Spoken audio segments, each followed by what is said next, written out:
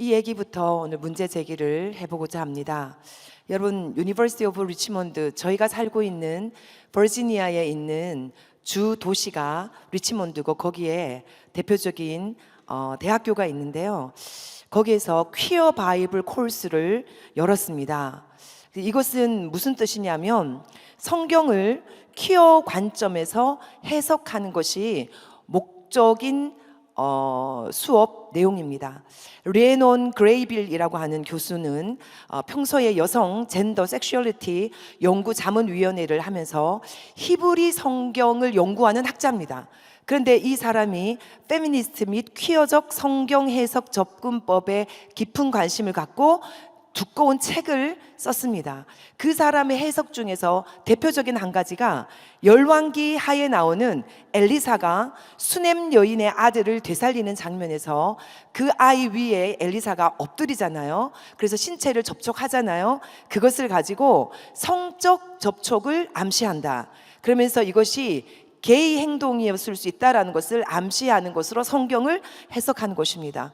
근데 이렇게 성경 해석이 점점 왜곡되어가는 추세 가운데 우리는 살고 있습니다. 근데 문제는 이것이 이 학교만이 아니라 플로리다나 웨일슬리 대학이라고 하는 다른 학교로도 이것들이 퍼져가고 있다라는 것이 문제입니다.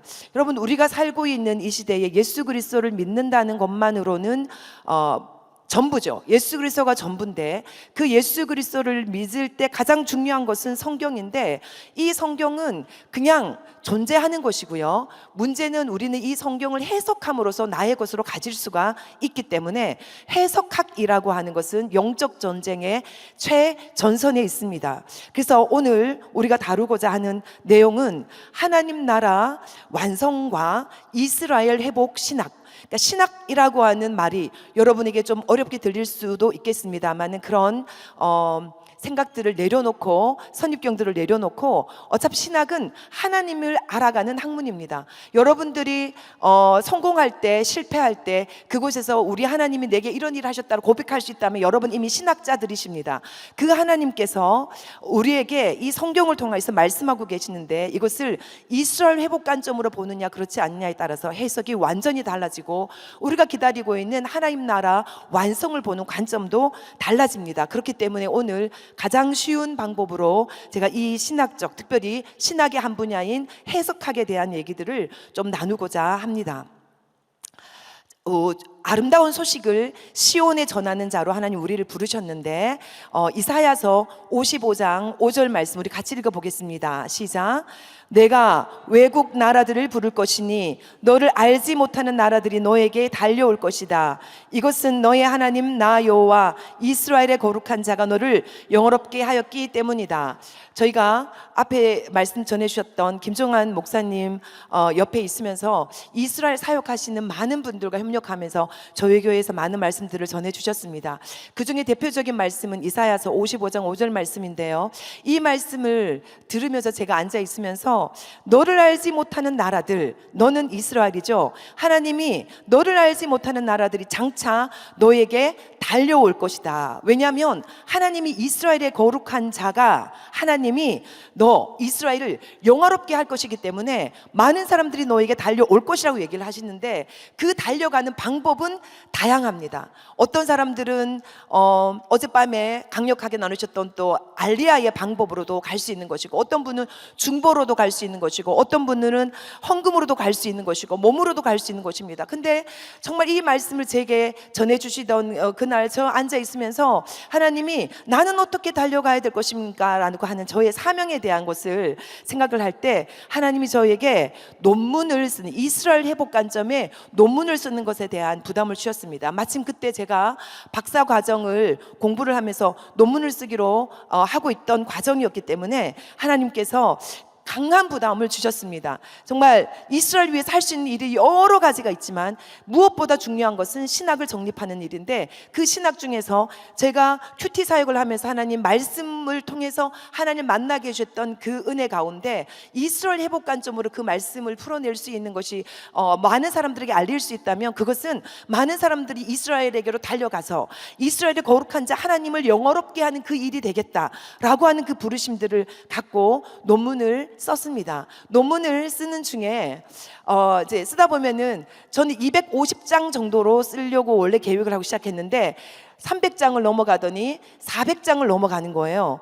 그러면서 이 논문을 400장 넘어가는 논문을 이렇게 쓰는 동안에 이게 편집에 따라서 뭐 그림을 여기 붙이느냐 저기 붙이느냐에 따라서 어떨 때는 408쪽도 되고 407쪽도 되고 410쪽도 되고 이러다가 또 409쪽이 되고 계속해서 수렴이 결국은 409쪽으로 수렴이 되는 거예요.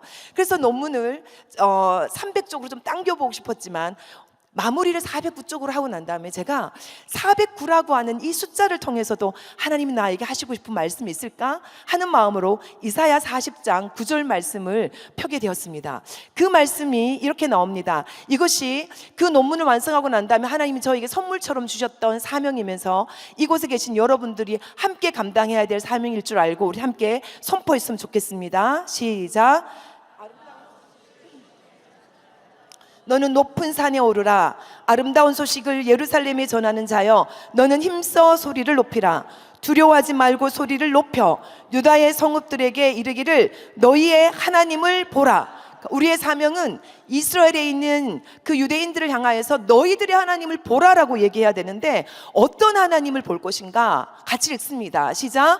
보라, 주 여호와께서 장차 강한 자로 임하실 것이요 친히 그의 팔로 다스리실 것이라. 보라, 상급이 그에게 있고 보응이 그의 앞에 있다. 하나님이 장차, 이건 이사야 선지자가 언제 사역했던 자인 줄 아시죠? 바벨론의 포로로 잡혀가기도 전에 100년 전에 사역했던 그 이사야 선지자의 말씀을 통해서 결국은 하나님은 장차라고 하는 말을 통하여서 미래적으로 오늘날 그리고 주님 오시는 날까지 이루어져야 되는 하나님의 사역을 얘기하고 있는 것입니다. 하나님께서 지금은 너희를 빼앗기는 것 같지만, 너희들 바벨론으로 포로로 빼앗기는 것 같지만, 그러나 하나님이 장차 너희를 강한 자로 임하셔서 너희에게 상급과 보응을 줄 것이다 라고 말씀하십니다. 그러면서 40장 11절 시작. 그는 목자같이 양떼를 먹이시며 어린 팔을 그 팔로 모아 품에 안으시며 젖먹이는 암컷들을 온순히 인도하시리로다. 이 인도하신다는 말씀은 정치적으로 물리적으로 그들을 고토로 돌려놓는 알리야뿐만이 아니라 그들에게 목자가 되어주시겠다라는 것입니다. 이스라엘 백성들에게 목자, 유일한 목자는 누구십니까? 예수야, 예수 그리스도가 결국은 너희들의 하나님인 것을 너희들이 깨닫는 날이 오게 될 것이라는 것입니다. 그 일을 위해서 하나님이 우리를 불러 쓰신다라는 것입니다. 그래서 40장 9절은 하나님이 그들에게 그 아름다운 소식을 위해서 저를, 이 논문을, 그리고 여러분들을 쓰시겠다라고 하는 말씀이 있습니다. 그래서 제가 논문을 쓰고 난 다음에 409장이라고 하는 그 페이지로 인해서 정말 하나님 앞에 너무나 크게 할렐루야를 불렀습니다. 이 논문은 크게 7장으로 나와 있습니다. 내용은 핵심적인 거는 선교학 철학 박사이기 때문에 선교학 중에서 한 분야를 선택해야 되는데, 하나님이 저를 그동안에 큐티 사역을 통하여서 성경 해석에 대한 관심을 많이 높여 놓으셨기 때문에 성교학적 해석학이라고 하는 부분을 집중적으로 다루는데, 그것을 위해서 아서 글라서라고 하는 어떤 그 신학자의 생애와 저서를 분석하게 하셨습니다. 이 아서 글라서 박사님은 우리 어제 그리고 그 전날에 계속해서 말씀 증거해 주셨던 미치글레서 박사님이 풀러 신학교에서 박사 논문을 하실 때 지도하셨던 스승님이 되십니다. 풀러 신학교의 성교 연구원의 원장님을 하셨던 분이신데, 이분이 벌써 그때 40년 50년 전에 이스라엘 회복 관점으로 성경을 보시는 분이었는데, 지금까지 그 누구도, 그의 제자 3,000명이 넘는 사람이었지만 시대가 열리지 않았기 때문에 그분이 그 관점으로 말씀 보고 있다라는 것이 드러나지 않았습니다. 근데 하나님이 이번에 그 연구를 저에게 맡기시면서 이 논문을 통하여서, 그리고 그것을 가지고 책으로 냈는데요, 이 책을 통하여서 아서글라서 박사님이 보고 있는 창세기에서부터 요한계시록까지의 그 내용은 결국은 이스라엘 회복 관점의 성경 해석이구나라는 것을 밝힐 수 있는 은혜를 주셨습니다. 이 논지 진술은 곧 오늘 이 말씀 선포의 주제이기도 할 것인데요, 핵심은 이것입니다. 노란색부터 보겠습니다. 성경 전체가 하나님의 선교를 통해서 하나님 나라를 선포하고 있다. 근데 그 하나님 나라의 완성에서 이스라엘이 차지하는 위치가 중요하다. 이 관점을 갖는 것이 이스라엘 회복 관점이다라는 것입니다. 여러분이 오늘 우리가 이제 이틀 동안에 많은 분들이 주옥 같은 말씀들을 들으면서 이제 구슬이 깨워져야 되는 그 근본 안에 뭐냐면 신학적인 작업이 이루어져야 됩니다. 여러분 안에 그냥 파편적으로 알리아에 대해서 또는 이스라엘을 위한 중보기도에 대해서 또 여러 가지를 우리에게 툭 찌르기만 하면 나올 수 있는 것들이 있겠지만 그것들이 왜 중요한데, 그것이 성경적으로 어떤 근거가 있는데, 이렇게 누군가가 여러분에게 물으실 때 어떻게 대답할 수 있는가? 그것은 신학적인 맥을 짚고 있어야 된다는 것입니다. 그래서 이 논문과 책을 쓰게 되고 난 다음에 하나님이 저에게 한 가지 소망을 주셨습니다. 하나님이 기억하신 한 사람으로 나의 인생을 드려야 될 텐데, 여러분, 하나님이 기억하시는 이름 야드바셈, 이스라엘 다녀오신 분들은 여기 많이 갔다 오셨죠? 홀로코스트 뮤지엄, 어제 홀로코스트 기념일이었는데 이스라엘에 가면 나치 독일에 의해서 유대인이 대학살 당했던 홀로코스트 희생자들을 추모하는 박물관이 있습니다. 그 이름이 야드바셈인데, 그 야드는 손과 기념이란 뜻을 갖고 있는 히브리어고 바셈은 이름입니다. 그래서 하나님께서 그 이름을 손바닥에 새길 만한, 기념으로 가질 만한 그 이름들이 있다라는 것입니다. 이 뮤지엄을 만들 때 만들었던 동기를 봤더니요, 그것은 단순히 이스라엘 사람들이 홀로코스트 희생을 기념하기 위해서가 아니라 그들이 희생당하고 있을 때 그들의 생명을 위해서 서포트했던 열방의 의인들, 그들을 위해서 기념하기 위해서 이 뮤지엄을 만들었더라고요. 근데 그 근거가 되는 말씀이 이사야 56장 5절 말씀입니다. 같이 읽어보겠습니다. 시작. 내가 내 집에서 내 성 안에서 아들이나 딸보다 나은 기념물과 이름을 그들에게 주며 영원한 이름을 주어 끊어지지 아니하게 할 것이다. 여러분, 이사야 56장 7절 5, 6, 7 많은 분이 알고 계시죠? 내 집은 만민의 기도하는 집이라 일컬음을 받을 것이다. 그 만민의 기도하는 집이라고 하는 그 내용이 있기 전에 이 말씀이 있는데요, 이 말씀은 누구를 향한 말씀이냐면 이스라엘과 연합된, 여호와와 연합된 이방인들을 두고 하시는 말씀입니다. 그래서 하나님이 말씀하시는 거예요. 내가 내 집에서 내 성 안에서 아들이나 딸보다 나은 기념물과 이름을 그들, 하나님과 연합된, 하나님의 마음과 연합된 하나님의 백성 이스라엘을 품고 그들 위해서 기도하며 하나님의 뜻이 이루어지기를 원해서 그의 뜻에 연합된 그들에게는 자기 딸과 아들보다 나은 기념물과 이름을 주시겠다는 거예요. 영원한 이름을 주시겠다는 거예요. 이 마음의 정신을 받아서 유대인들이 그 열방의 의인들을 기념하기 위해서 세운 것이 그 바로 바드야셈입니다. 그래서 역사를 보면 이스라엘 사람들이 홀로코스트를 겪을 때 그들을 도왔던 많은 열방의 의인들이 있는데 그 대표적인 이름은 야누스 코르착, 많이 들어봤죠? 폴란드의 교육가였고 자기는 폴란드인이기 때문에 얼마든지 도망갈 수 있었지만 자기가 가르치고 있던 고아원의 아이들과 함께 그 죽음의 가스실로 들어갔던 사람입니다. 오스카 신들러, 영화로도 나왔기 때문에 너무나 잘 알고 있는 체코의 사업가, 정말 내 반지를 빼서 한 명이라도 더 살릴 수 있었을 텐데 눈물 흘렸던 그 사람. 그리고 일본의 외교관 스기하라 지우네, 이 사람도 리투아니아, 그 당시에 북유럽의 동부 유럽의 유럽 쪽에서 이스라엘 사람들을 받아주는 나라가 아무도 없을 때 나라의 뜻을 어기면서까지 이스라엘 사람들이 일본으로 갈 수 있도록 비자를 내주신 분입니다. 리즈 하월즈, 영국의 중보기조 대표적인 분이십니다. 이분은 이스라엘이 독립되기 전부터도 하나님의 그 음성을 듣고 그들이 독립되고 그들에게 고통이 있을 때 우리가 어떻게 도와야 될 것인지를 미리 하늘의 계시를 받으면서 준비했던 분이십니다. 오데 윈게이트라는 이름을 많이 들어보셨을 텐데 이분은 영국 분이면서 군인이었습니다. 팔레스타인에 주둔하는 영국 군인 중에 한 명으로서 앞으로 이스라엘이 독립하게 될 때 전쟁이 벌어질 건데 그 전쟁을 위해서 이스라엘 군인들을 체계적으로 훈련해야 되겠다라는 마음을 가지고 훈련시켰고 이 지금 IDF의 기초를 형성했던 너무나 중요한 역할을 했습니다. 허봉산, 이제 우리 내일 되면 허봉산 뮤지컬을 보게 될 것인데요. 이분 역시 중국의 중국인으로서 외교관, 나중에는 이제 대만 사람으로서 인정받게 되었는데 그 당시에는 중국이었습니다. 외교관이었는데 오스트리아 외교관으로 있으면서 이분 역시도 중국 국가에서는 이스라엘 사람들 받지 말라. 그런데도 불구하고 많은 나라가 다 문 닫았을 때 사람들이 정말 목숨을 걸고 비자를 요청할 때 허봉산이 그들을 위해서 Stamp of Life, 생명의 도장을 찍어줬습니다. 이 사람들의 이름을 유대인들이 기억하고 있을 뿐만 아니라 우리가 기억하고 있을 뿐만 아니라 하나님이 기억하신다는 것입니다. 우리도 하나님이 기억하신 이름으로 남고 싶지 않습니까? 성경에 수많은 인명들이 나오는데 그 인명들 중에 한 명이 정말 하나님이 기뻐 받으시는 그 이름이 되기를 원하는 마음이 있습니다. 그래서 저는 오늘 그 하나님이 기억하신 한 사람 중에 이분 아서글라서 박사님을 연구한 것을 좀 나누길 원합니다. 제가 이것을 나누는 이유는 어떤 한 사람을 높이기 위해서나 그 사람을 드러내기 위해서가 아닙니다.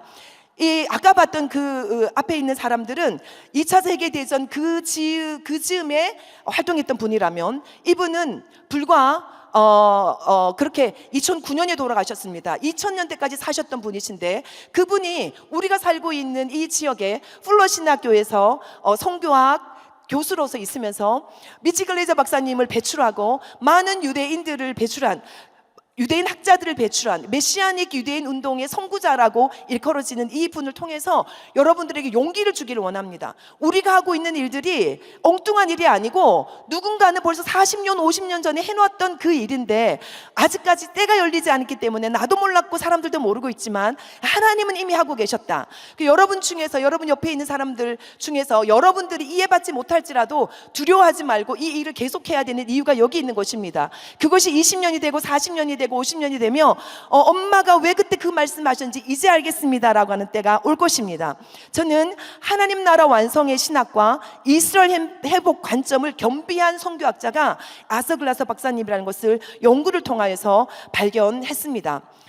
이분은 미 해병대 군목이었고 목사였고 교수였고 신학자였고 선교사였는데 이름이 이게 깨위준 뭐 그렇게 읽습니까? 예, 이렇게 읽을 수 있는 걸 보면은 중국 선교사로서 중국 이름까지 가지면서 차이나에서 운남성에서 사역을 했던 분이십니다. 그런데 이분이 1951년에 중국이 공산화되면서 모든 선교사를 추방할 때 미국으로 추방당하고 난 다음에는 이제 미국에 있는 중국 신학생들과 중국 선교 기관들을 돕는 일을 했습니다. 그리고 중국 신학 연구원을 설립했습니다. 이 중에 계시는 우리 대만에서 오신 분들 또 중국에 오신 분들 계시다면 아마 역사를 아신 분도 계실 것입니다. 그리고 중국 선교 잡지인 China's Mission이라고 하는 그런 잡지도 편집을 했던 분이십니다. 그런데 놀라운 것은 이 중국 선교사로 부름받은 이 사람에게 이스라엘 유대인들을 서포트하는 마음이 있었다라는 것입니다. 그래서 미국에서 유대학 공부를 하고 메시아닉 유대인 신학을 연구하고 유대학과 유대인 전도 석사 과정을 개설했는데 어디서 했냐면 플러 신학교에서 했습니다.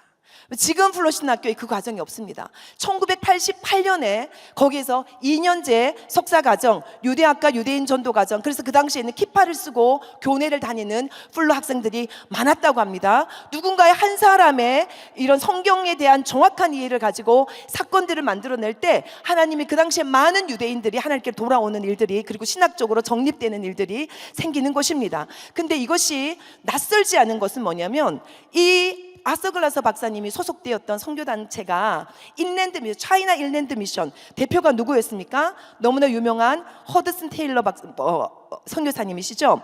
이 허드슨 테일러 선교사님 안에 첫째는 유대인에게요 하는 사상이 있었습니다. 그래서 유명한 일화가 있죠. 마일드 메이 미션. 이 지금 마일드 메이 미션이라는 것도 어제 우리 미치 글레이저 박사님이 얘기하셨던 그 많은 단체들 중에 뭐예요? 2차 세계대전이 발발하기 이전부터 2차 세계대전이 있고 난 그 어간에 1900에서부터 1950년 사이에 우리는 그냥 유대인들이 홀로코스트 희생을 당했을 뿐이다. 하나님 그들에게 복음 전할 수 있는 기회를 주셔야죠. 그들이 구원받을 수 있는 기회를 주셔야죠. 그렇게 생각하는데 연구를 통해서 보니까 뭐예요? 하나님은 벌써 그 일을 하셨더라는 거예요. 1900년 때부터 이미 믿는 유대인들이 있었고 이방인들도 그러했지만 믿는 유대인들이 그 게토에서 바르샤바에 있는 그 게토에서까지 들어가서 그들에게 하나님의 말씀을 증거했더라는 거예요. 그런데 그 뿌리 안에 이 허드슨 테일러라는 사람이 그 당시에 마일드 메이 미션은 유대인 선교를 하는 존 윌킨슨이라는 목사님이 인도하시는 선교 단체였는데요. 이 차이나 일랜드 미션을 돕고 있는 허드슨 테일러는 중국 선교하잖아요. 근데 이분 마음 안에 첫째는 유대인이다. 그 말씀에 대한 사모함이 있고 순종하고 싶었기 때문에 매년 1월 1일 날 체크를 써서 그 마일드 메이 미션에다가 선교 후원금을 보내면서 메모에다가 To the Jew first 라고 쓴 거예요. 그러면은 그것을 받은 마일드 메이의 존 윌킨스는 그 다음 날에 또 같은 금액의 후원금을 담아서 이 중국 선교를 하는 데를 보내면서 또한 헬라인에게도 너무나 성경을 실천하는 이 두 분을 통하여서 하나님이 내가 어떤 선교사로 부름받았든지 간에 첫 번째는 유대인이라고 하는 말씀에 순종하는 모범을 보여줬던 것이 이 차이나 일랜드 미션이었고, 그 밑에서 있는 우리 아서글라서 박사님도 이스라엘과 유대에 대한 관심들을 가지고 이렇게 사역을 했습니다. 그분이 46년에 중국으로 선교를 떠나게 됐을 때 상하이를 도착했습니다. 놀라운 사건이 뭡니까? 자기는 정말 유대인들을 전도하고 싶은 마음이 있었지만 그때는 뭐 전쟁통이니까 이 나라도 없었으니까 갈 수 없었잖아요. 그렇기 때문에 이스라엘로 가지 못하고 중국 선교를 사러 갔는데 중국을 갔더니 거기에 유대인들이 있는 거예요. 여기에 있는 많은 유대인들은 상하이에 있었던 그 난민촌에 있었던, 아까 허퐁산이 사인을 해서 비자를 발급해줘서 상하이로 갔던 그 사람들이 그곳에서 아서글라서 박사님을 또 만난 것입니다. 저는 그 자료를 찾다가 이 사진 한 장을 발견하고 가슴이 뭉클했습니다. 그 당시 진주만 기술을 받았을 때 상하이에 거주하는 유대인의 난민이 2만 명에서 2만 5천 명, 유대인들이 상하이에 머물러 있을 때 이런 아름다운 모습이 있었다는 거예요. 양쪽에 있는 두 아이는 누가 봐도 동양인 같죠? 중국 애들 같은데 중간에 있는 애는 유대인 같습니다. 이 천진무구한 이 아이들이 서로를 정말 사랑하면서 정말 이 중국인들이 자기들의 불편들을 감수하고 그들에게 자리를 내어줬던 그것, 저는 중국이 지금 하나님을 많이 대적하는 정책을 가지고 있지만 그러나 그 가운데서 중국이 하나님의 뜻을 이루는 나라 되기를 위해서 중보하는 자들이 있고 하는 그 뜻을 이루실 줄 믿습니다. 유대인들을 고난 중에 도와준 중국의 은혜를 하나님은 기억하고 계십니다. 그러면서 아서글라서 박사님은 자신의 남아있는 사명을 어떻게 얘기를 했냐면, 내가 지금까지 배운 것, 이스라엘에 대해서 말하는 것입니다. 그것을 널리 공유해야 한다고 생각한다. 나는 새롭게 내 마음을 사로잡기 시작한 이 이스라엘에 대한, 그리고 유대인 예수 그리스도에 대한 것을 혼자 간직할 수 없다. 그래서 나는 나의 남아있는 생애 동안에 이 작업을 할 것이다. 이 말씀하셨을 때가 75세였습니다. 그래서 정말 이분은 이 말씀 그대로 남아있는 그 인생 동안에 이스라엘 회복에 힘쓰는 글들을 남기고 가셨고, 그 글들이 묻혀져 있다가 하나님 부족한 사람의 연구를 통해서 그것들이 드러나게 되었고, 그 내용들이 이제 이 책에 담겨 있는 것입니다. 아서글라서의 생애와 사역은 크게 두 가지로 정리할 수가 있습니다. 첫 번째는 하나님 나라 신학이 정립되어가는 과정이었습니다. 그의 회심과 모태신앙인이었지만 명목적인 그리스도였다가 18살 때 회심함으로써 하나님의 나라가 이런 것이구나 그걸 깨달았고, 군목으로서 2차 세계대전 태평양 전쟁에 나가서 해병대 군목을 했었습니다. 그러면서 그 전쟁통에 죽어나가는 사람들, 그리고 그 죽어나간 병사, 목이 잘려서 죽어나간 그 병사 옆에 떨어져 있는 성경책을 발견했는데 그 성경책이 일본어로 된 것입니다. 미국과 일본은 서로 전쟁을 하고 있는데 내가 믿고 있는 예수님을 믿고 있는 일본 병사를 해서 서로를 향해서 총뿌리를 겨눌 수밖에 없는 이 현실 가운데서 하나님 나라는 어떤 것인가 그거 고민할 수밖에 없었고, 그러면서 결국은 영혼들을 구원하기 위한 선교사가 되어서 아까 말했던 중국으로 갔고, 중국에 추방되고 난 다음에는 연구와 사역을 통하여서 하나님 나라 신학을 정립해 갔습니다. 그런데 이분이 했던 그 하나님 나라 선교 신학은 이스라엘 회복 관점이었습니다. 하나님 하나님이 한 사람의 생애를 통하여서 이것을 작업을 하십니다. 여러분 각자에게 하나님이 태어날 때부터 지금까지 이끌어 오신 걸음들이 있을 것입니다. 이분의 태생은 뭐였냐면 어머니가 독일기였어요. 1914년에 태어났는데 1차 세계대전이 발발하던 해였죠. 어린아이였기 때문에 몰랐지만 그 세계적인 기운은 전쟁의 기운이었습니다. 그것 가운데서 이제 2차 세계대전이 터졌을 때는 스스로가 성인이 되었을 때예요. 그런데 자기 가족들, 어머니의 모계인 외가 식구들은 다 아직까지 독일에 있는데 그들이 독실한 신자들인 거예요. 그런데 그들이 히틀러의 그 이스라엘 사람들을 학살하는 것에 대해서 방관하고 동조했던 것에 대한 수치심, 그래서 유대인들에 대한 빚진 마음을 이는 갖고 있었던 거예요. 그런데 나중에 하나님이 예수님을 믿게 되고 신학교를 가고 난 다음에 하나님이 주말마다 방학을 이용해서 맨하튼에서 노방종도를 하면서 쪽복음, 마태복음을 나눠주는 일을 했던 것입니다. 그리고 나중에 미셔너리가 돼서 중국 사람들을 선교하는 미셔너리가 됐는데 상하이에서 또 유대인 난민들을 만나겠죠. 미국으로 돌아와서 플로신학교 교수가 되고 난 다음에 그때 그의 문을 두드렸던 사람이 있었는데 그게 누구냐면 데이비드 스턴 박사님이었습니다. 데이비드 스턴 박사님은 1960년대 후반에서 1970년대 그 초반까지 있었던 지저스 레볼루션 있잖아요. 그 지저스 레볼루션을 통하여서 유대인들이 많이 주님께 돌아왔습니다. 그때 이분도 예수님을 믿게 되고 내가 유대인인데 예수님을 믿게 됐다. 이 두 가지를 어떻게 정립해야 될 것인가 고민하다가 플로신학교를 찾아왔는데 그때 아서 박사님이 거기 있었고 두 분이 같이 기독교인이 우리 그때 옷 벗는 거 보셨죠? 그러니까 유대인의 옷을 벗지 않아도 된다.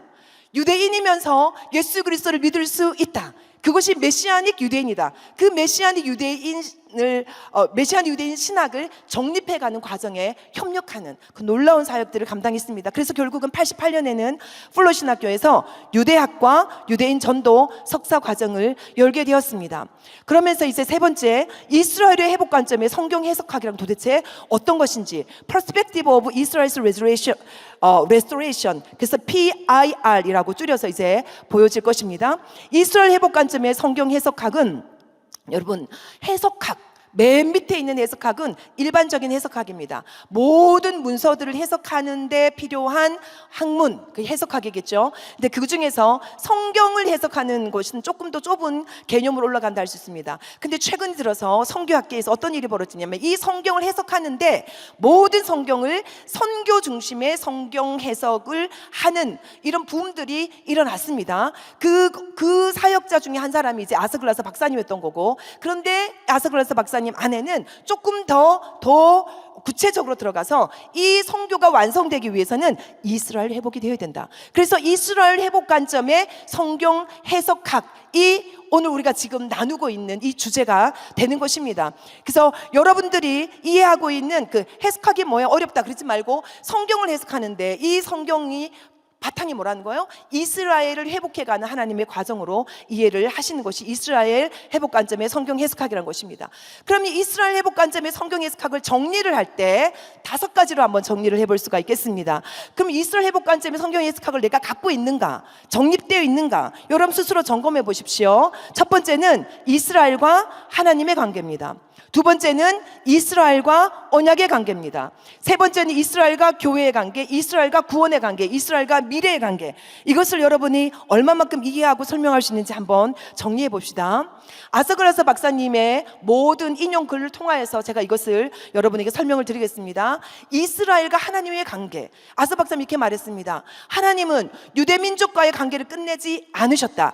열방의 빛이 되라는 사명에 이스라엘이 실패했지만 그것은 영구적이거나 완전한 배척을 의미하는 것은 아니다라고 정확하게 이스라엘과 하나님의 관계를 설명했습니다. 두 번째는 이스라엘과 언약의 관계에 대해서 하나님이 이스라엘에게 맺은 언약이 이방인 그리스도인에게로 모두 대체된 것은 아니다라고 클리어하게 얘기하셨고, 특별히 하나님 언약하셨던 것 중에 가장 대표적인 이스라엘이 거주하는 땅까지도 하나님 언약하신 그대로 지금 그들의 소유다라고 이분은 선포하셨습니다. 세 번째, 이스라엘과 교회와 이스라엘은 연속성과 불연속성이 있습니다.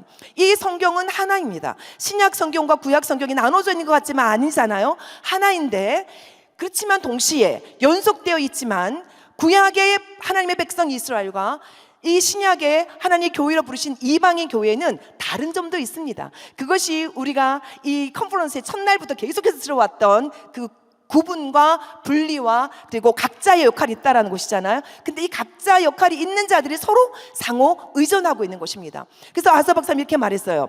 하나님 나라에서 이스라엘과 모든 민족에게 영광스러운 미래가 있을 것이다. 그래서 이 두 가지를 분리해서 말씀하셨습니다. 네 번째, 이스라엘과 구원의 관계입니다.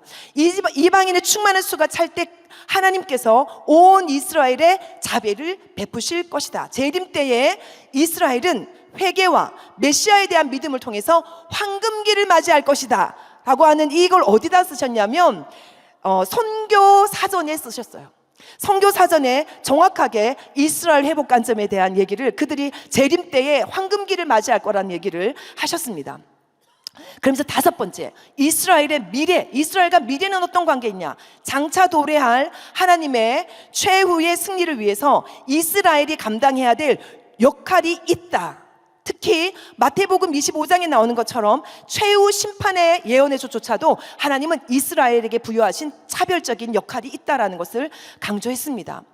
자, 이스라엘 회복 관점을 갖는다는 것은 성경의 맥을 정확하게 가질 수 있는 키입니다. 여러분 가지고 있는 성경은 66권으로 우리가 되어 있지만 이것은 크게 세 단위로 나뉩니다. 따라 보겠습니다. 보편적 역사, 특수한 역사, 보편적 새 역사. 예, 그것은 창세기 1장 1절까지, 창세기 1장에서 11장까지 보편적 역사와 12장에서 사도행전 1장까지 성령 강림 이전까지 특수한 역사, 특수한 역사는 이스라엘 중심으로 흘러가는 성경의 말씀입니다. 그 중에 예수님도 포함되는 거죠. 그리고 보편적 새 역사는 이제 사도행전 2장부터 요한계시록 22장까지 성령을 통해서 온 열방 가운데 복음이 증거되어서 많은 사람들과 함께 한 세 사람을 이루는 것입니다. 그림으로 표현하면 이렇습니다. 보편적 역사는 결국은 보편적 새 역사로 갈 것인데, 앞에 있는 보편적 역사와 뒤에 있는 보편적 새 역사의 차이점 뭐다? 중간에 특수한 역사가 끼어 있다라는 건데요. 특수한 역사는 누구를 중심으로 흘러가는 성경 말씀이라고요? 이스라엘. 그 이스라엘의 정점 바로 십자가 예수 그리스도이신 거죠. 이 도표를, 그 관점의 성경본이 도표를 제가 우리 여기 교재에도 실어놨고 이 책에도 실어놨습니다. 여러분 참고하시면 좋겠습니다. 그러면서 보편적 역사는 이렇게 앞에 초록 색깔 띠 보이시죠? 굉장히 좁습니다. 창세기 1장에서 11장까지. 특수한 역사는 넓습니다. 그래서 이스라엘 중심으로 하는 특수한 역사를 이해하지 못하고는 우리가 성경을 제대로 안다고 이해할 수가 없는 것입니다. 성경을 이해한다고 하면서 이스라엘 빼고 있다면 나는 성경을 제대로 알지 못하는구나, 우리가 인정을 해야 된다는 것입니다. 그리고 마지막 이 보편적 새 역사, 그 보편적 새 역사는 이제 그 뒤쪽에 사도행전 2장부터 예수님 다시 오시는 날까지 지금 우리가 이 시대를 살고 있습니다. 따라합니다. 보편적 새 역사.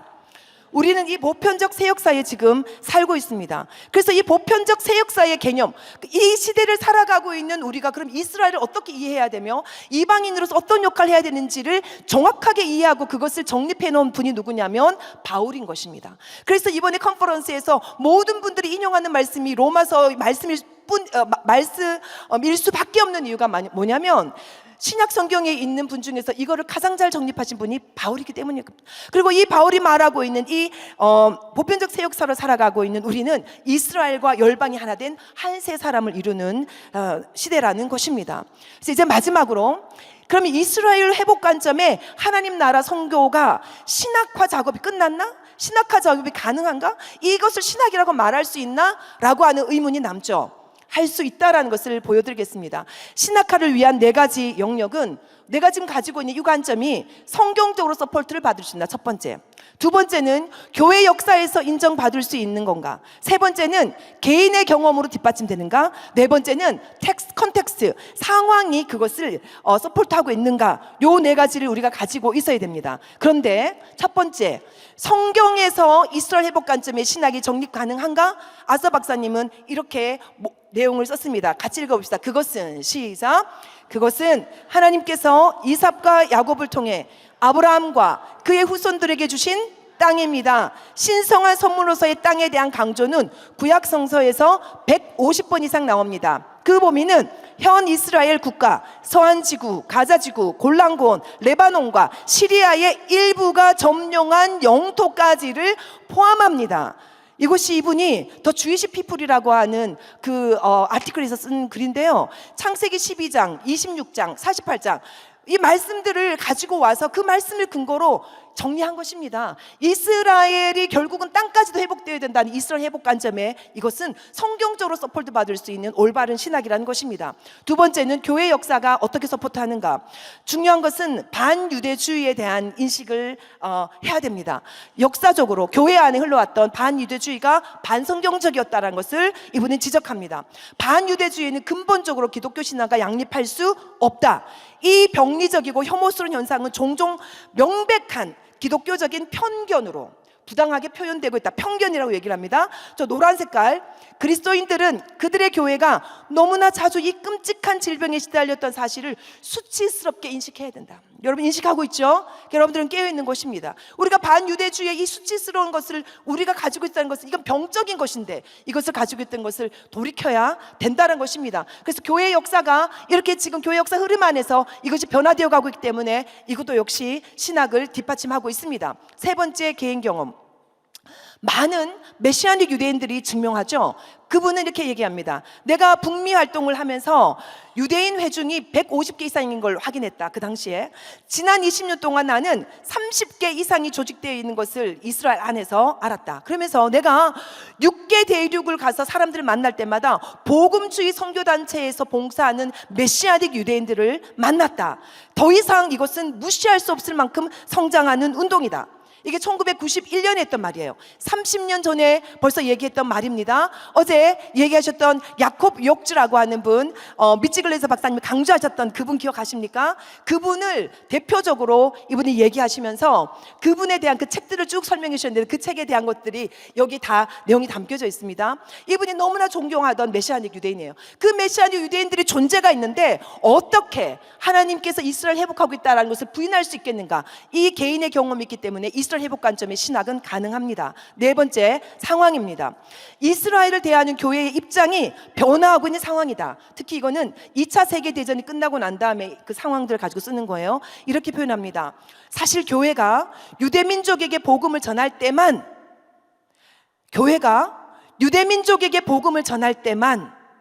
교회는 예수 그리스도의 주되심에 대한 진정한 헌신을 보여준다. 물론 이때 예수 그리스도를 유대인들에게 증거하는 방법은 여러 가지가 있을 수 있습니다. 적어도 전도하기 위해서는 그들의 존재를 인정해야 되고 사랑해야 되죠. 그래서 현재 많은 주류의 개신교 교단들이 유대인 전도를 거부하는 것은 그들이 예수 그리스도를 교회의 주님으로 고백하는데 결함이 있다는 증거다. 여러분 이게 얼마나 무시무시한 일입니까? 유대인을 인식하고 유대인에게 복음 전하기 위해서 유대인의 메시아가 예수 그리스도라는 것을 어떤 식으로든지 간에 전달하려고 하는 그 마음조차도 없다면 그 교회는 예수 그리스도를 교회의 주님으로 고백하는데 뭔가가 빠져있는 사람들이다. 그것은 그만큼 극명한 관계가 있는 일이다라고 강조했습니다. 그래서 이분이 2000년에 세계 선교에 대한 복음주의 사전이라고 하는 사전을 쓰면서 거기 한 꼭지를 맡았는데요. 그 한 꼭지에서 주제가 뭐냐면 성경적인 선교 신학이라고 하는 그 꼭지가 이분에게 맡겨졌어요. 근데 그분이 그 성경적인 선교 신학, 굳이 이스라엘 얘기 안 해도 되잖아요. 근데 이분이 자기의 연구의 결과로 양심에 따라서 그 사전에다가 이 내용을 밝혀놓습니다. 마지막에 어떤 부분에다가 이스라엘 백성들을 부각시키면서 이렇게 얘기합니다. 이스라엘이 실패로 인해 잠시 제쳐졌긴 하지만 그러나 우리 노란 색깔 같이 읽어봅시다. 이스라엘은 시작. 이스라엘은 회개와 메시아에 대한 믿음을 통해 주의 재림 때에 황금기를 맞이할 것이다 라고 얘기한 것이 이 사전에 박혀 있습니다. 그래서 누구든지 그 사전을 보는 사람은 성경적인 선교 신학에서 이스라엘이 회복될 날이 있다. 그것이 뭐와 연관되어 있다? 주의 재림과 연관되어 있다. 민족적인 구원이 그때 회개를 통해서 일어날 것이고 메시아를 통한 믿음을 회복할 것이라는 것이 사전에 박혀져 있습니다. 여러분 제가 오늘 이것을 말씀드리는 이유는 뭐냐면 여러분 용기를 가지십시오. 자신감을 가지십시오. 우리가 하고 있는 이스라엘 회복 관점의 이 신학은 변두리에 있는 신학이 아닙니다. 이 지금 캘리포니아의 가장 중심적인, 이 미국에서 가장 대표적인 신학교 중에 하나였던 풀러 신학교에서 이미 그 88년도에 이스라엘 유대학과 그리고 유대인 전도를 위한 석사 과정이 오픈될 정도로 이것이 굉장히 신학적으로, 특별히 성교 신학적으로 인정된 부분이었고, 그것을 했던 사람이 있었다라는 것입니다. 그래서 원수는 이분의 존재를 덮어놓고 가기를 원했지만 하나님은 때가 되어서 이분을 부각시키면서 우리 모두에게 용기를 주는 것입니다. 여러분이 하는 말을 강하고 담대하게 그렇게 증거하시면 됩니다. 결론, 성경 전체는 하나님의 선교를 통해 하나님의 나라를 선포합니다. 당연하죠? 근데 그 하나님의 선교에서 이스라엘이 차지하는 위치가 중요합니다. 이스라엘 회복 관점은 성경 전체가 선포하고 있는 하나님 나라의 완성과 연결됩니다. 아멘. 여러분 같이 읽어봅시다. 마지막 시작. 이스라엘 회복 관점은 성경 전체가 선포하고 있는 하나님 나라의 완성과 연결된다. 예, 마지막 문자 여러분 강의 안에도 있는 이 말 곱씹어 봐야 됩니다.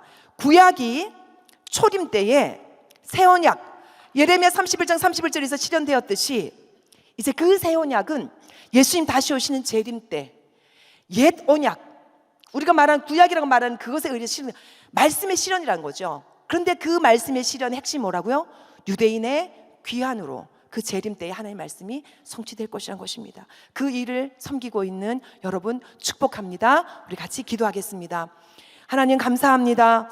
주님께서 허락하신 이스라엘 회복 관점의 이 신학을 정립하고 알리고 증거하는 일에 사용받는 우리 한 사람 한 사람 되게 하여 주시옵소서. 흔들리지 않고 끝까지 하나님 이 일에 순종하며 주께 영광 돌릴 수 있도록 주님 우리의 걸음을 인도하여 주시옵소서. 감사드리며 예수님 이름으로 기도합니다.